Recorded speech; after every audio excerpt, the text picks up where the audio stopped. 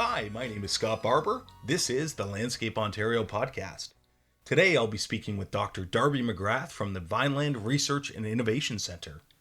Darby is a research scientist, and her work addresses the challenges of tree survival in the urban landscape. She joined me at the LO office in Milton to talk about the new Ontario Tree Guide. Darby was part of the team that updated the guide with the latest research and information, and it really is one of the most comprehensive tree planting guides ever developed for the landscape industry in Canada. You can find it online at greeningcanadianlandscape.ca. Also, Darby will be at Landscape Ontario Congress on January 9th, 2020. She will be joined by guide co-authors Glenn Loomis and Ian Bruce, so be sure to check out locongress.com for details on that. But first, here is my conversation with Dr. Darby McGrath. The Landscape Ontario podcast is sponsored by Dynascape Software. LO members save 15% on Dynascape products, software upgrades, and online training. Visit dynascape.com for details. Darby, thank you so much for joining us at Landscape Ontario today. It's great to have you here to talk about the Ontario Tree Guide. Would you mind starting us off with a little bit just about yourself, your background, and your role at Vineland?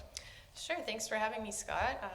I am a research scientist for nursery and landscape at Vineland Research, and I'm also the program lead for a program called Greening the Canadian Landscape. Fantastic. Now, would you let us know a little bit about what led you to pursue a career in horticulture? Sure. So I grew up in a family where we spent a lot of time outdoors, and I think I can attribute a lot of my interest in trees and plant identification to my grandfather. He used to take us on a lot of hikes where we would actually do plant identification in the field with things like the Audubon Guide and things like that. And then my formal training in university is really as a restoration ecologist. That's sort of where I jumped back into the natural sciences world. And I also spent a lot of time in my younger years as sort of apprenticing on a nursery where we actually did a lot of production of different ornamentals, but certainly roses and trees and things like that. And so when I started at Vineland, I was really excited about the opportunity to pursue research fundamentally and to get to look at solving some of the challenges that we see out in our landscape every day. So I want to go back to this idea of being a kid and doing tree identification. Was that something you enjoyed at the time, or was it like, oh God, we got to do, Grandpa's got the guide out, now we're being quizzed? Yeah, no, it was, it happened very organically. He was an excellent teacher, so he was actually a teacher. That was his profession, but not a naturalist, formally trained or anything. He was just really excellent at botany, and he just had sort of this passion for plants, and we spent a lot of time out there, and we certainly picked up on his passion for nature. That's fantastic. Now I want to move to the tree guide that was published and became public just in the last couple months. Can you give us an overview of what it's all about and why it's important? Right. So the tree guide was really started out as us revisiting some details that had been drawn up by some folks at Landscape Ontario in the early 90s for just tree planting details. And a committee was formed and really started to look at what should these details look like and what's foundationally different for guiding the details now. And so when we were brought in, my team at Vineland, what we started to look at was, what is the science out there for tree planting? And one of the things we get access to that maybe the practical practitioners on the ground or the practical people in the professional world don't have access to is all of the new science, things that are coming out. Evidence bases change, and certainly that's something that we feel our role is at Vineland, is to help translate that and move that out into the world. So what we ended up doing was taking a couple details and really taking it to the next level in terms of providing some of the science behind that. So I'm curious about how much things have changed. I think you mentioned that this tree guide. There was a tree guide for Ontario, and this is an update to it, and a really comprehensive one. Yeah. Would you say that there have been a lot of changes from 15, 20, 30 years ago to today in terms of what we know as horticulturalists about trees?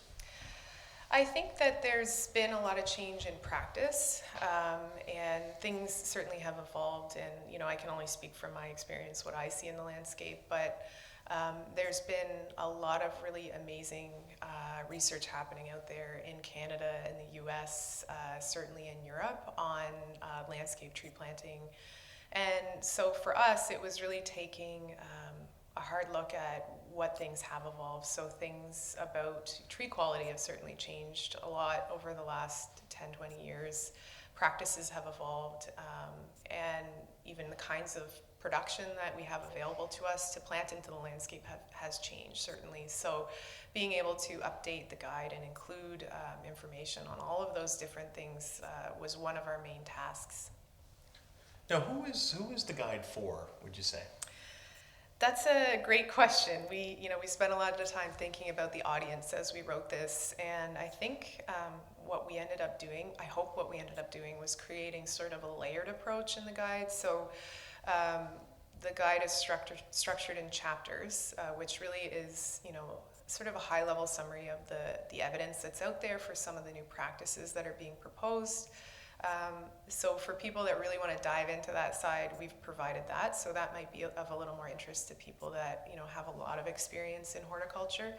But then we've also tried to distill it down into actionable items in the field sheets. So for people maybe that have less experience, or if landscape companies have crews of students or things like that, that you don't have to have the whole background set of information to help you work through it. So we did try to create a set of information that you can intervene at wherever your interest is or wherever your skill set is.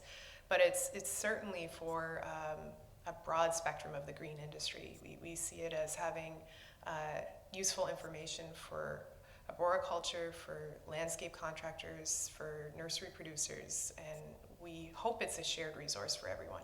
Mm-hmm, mm-hmm.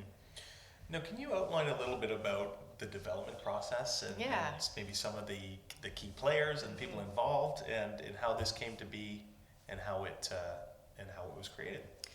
Yeah, so as I said, we were really fortunate to work with Landscape Ontario, specifically through Tony on this. But the other thing that Tony brought to the table was a really excellent steering committee. So my team at Vineland, so myself and my technical team, which included Ryan Monroe and Jason Henry, we actually authored the guide.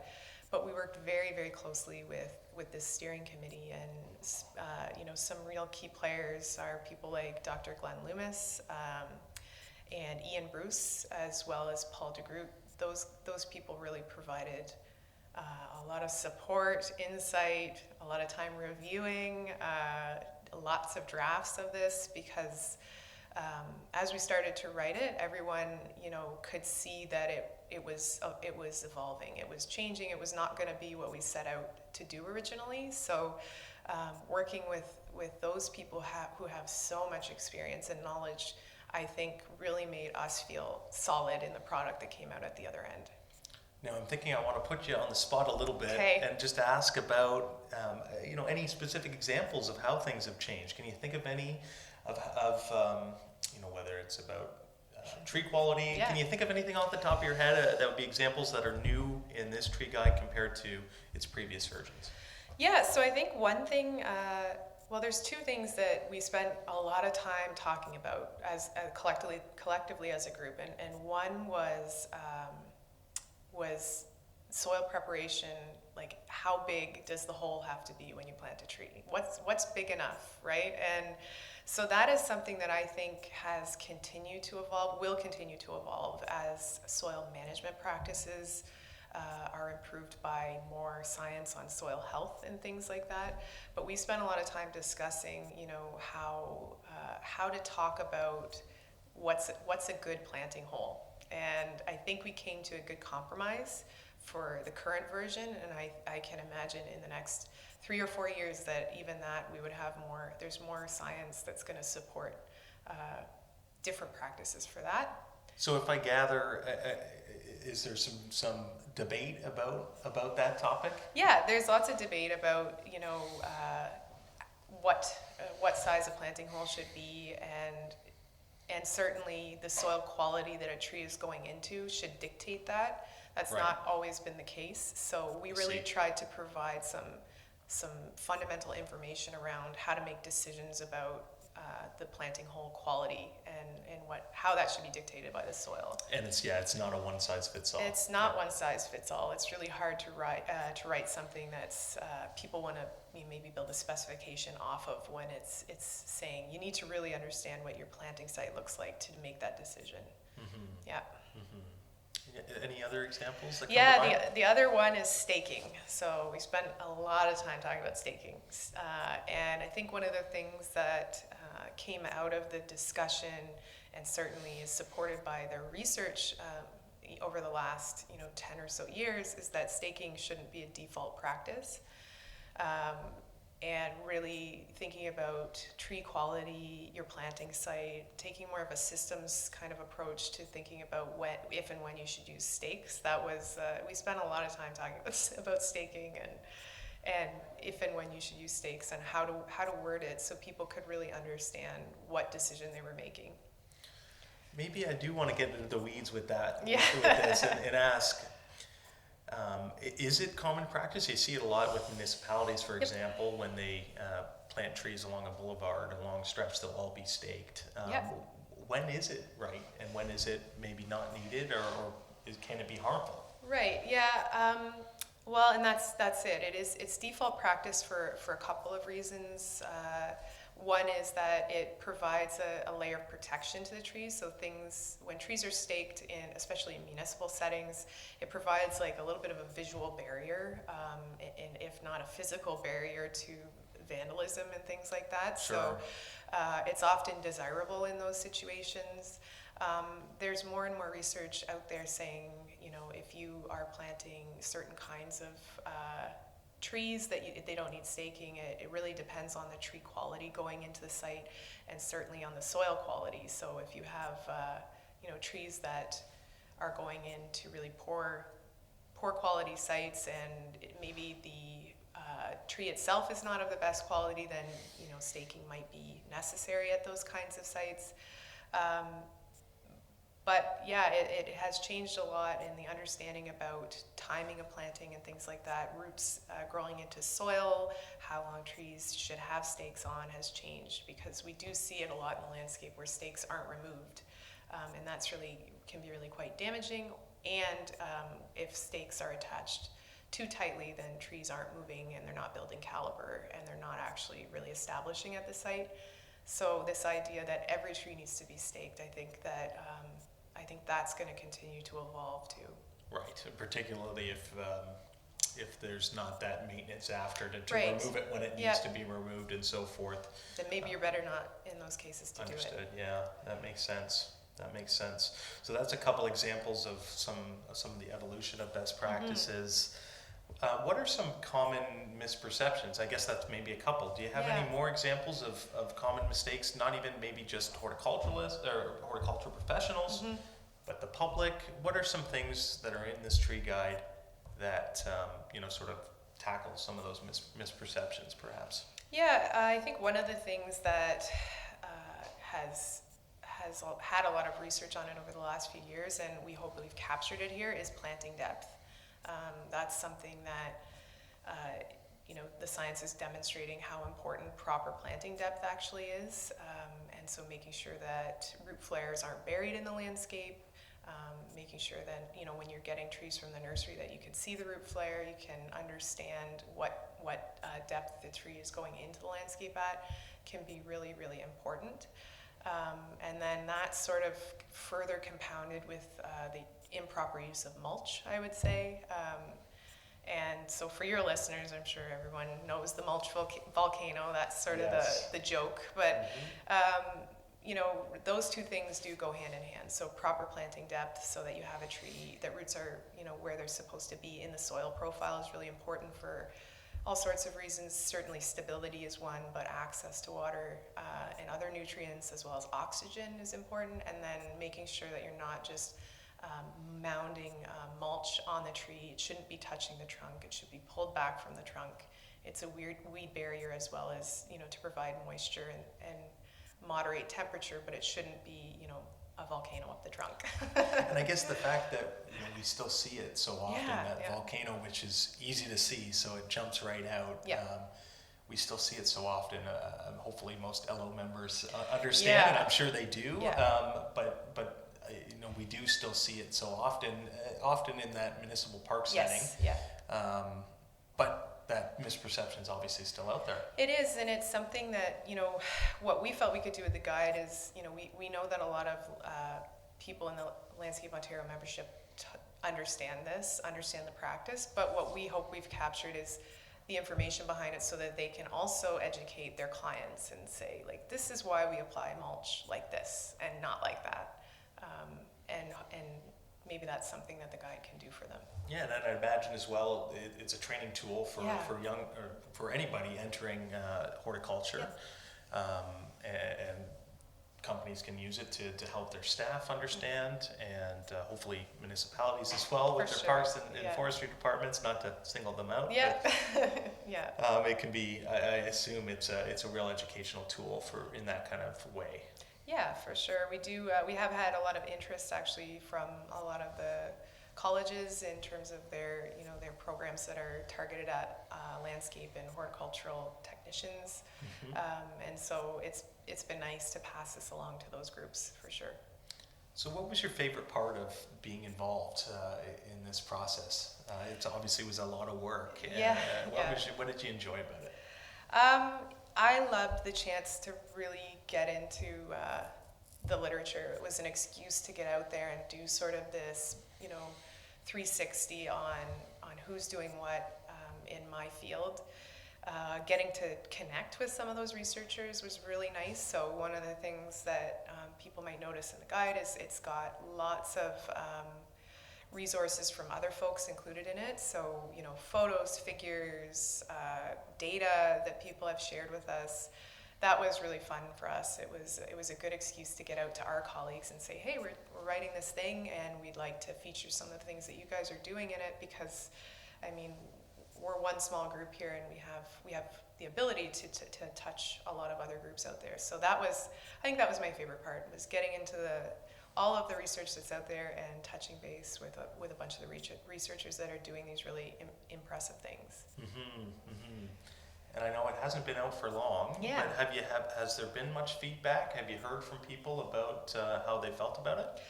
Yeah, I would say that we've had a lot of positive feedback already. I don't know, this is the first project like this that I've ever done, and so it's really scary to put it out there and in print with your name on it, saying like, here's the thing we're presenting to the world, and hoping that people like it or can use it or it's helpful to them. So it's been really exciting for us when we've gotten a lot of emails and calls already of people saying that they can see where they're going to be able to use it, or they've just really enjoyed reading it. And certainly for us, like I say, it's being used in curriculum at the college level.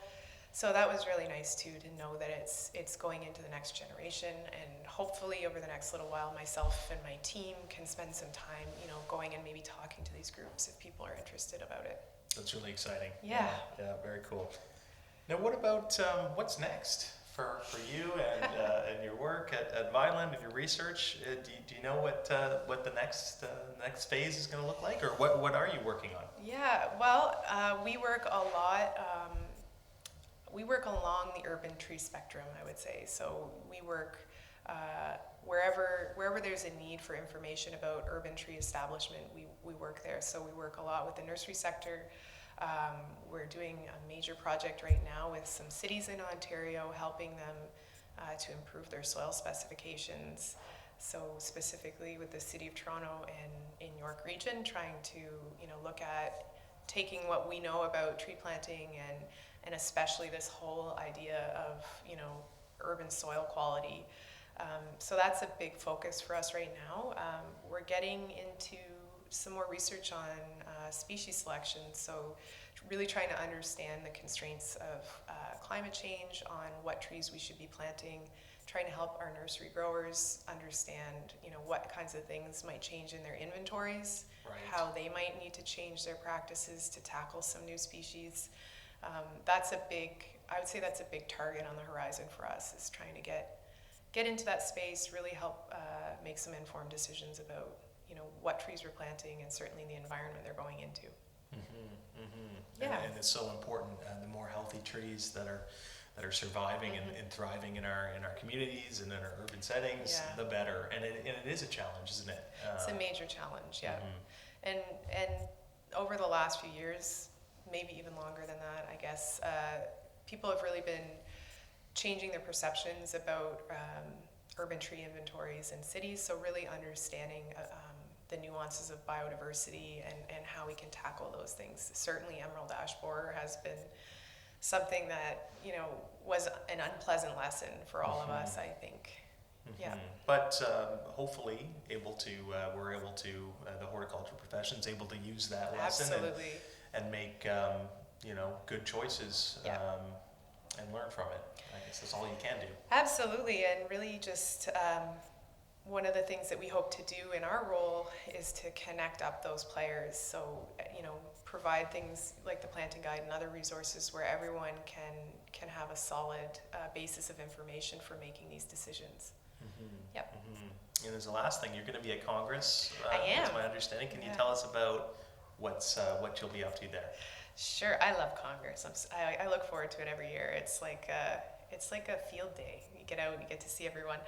This year, I'm presenting on the planting guide, actually, and it's going to be fun. It's going to be different because I'm presenting with Glenn Loomis and Ian Bruce. So we're doing a tag team, I think, approach on the presentation. So what that'll look like, who knows? But I think it's going to be really fun, and I'm really looking forward to getting to talking about it. Now, who would be a good, what type of people would be good to come to that, to learn, do you think?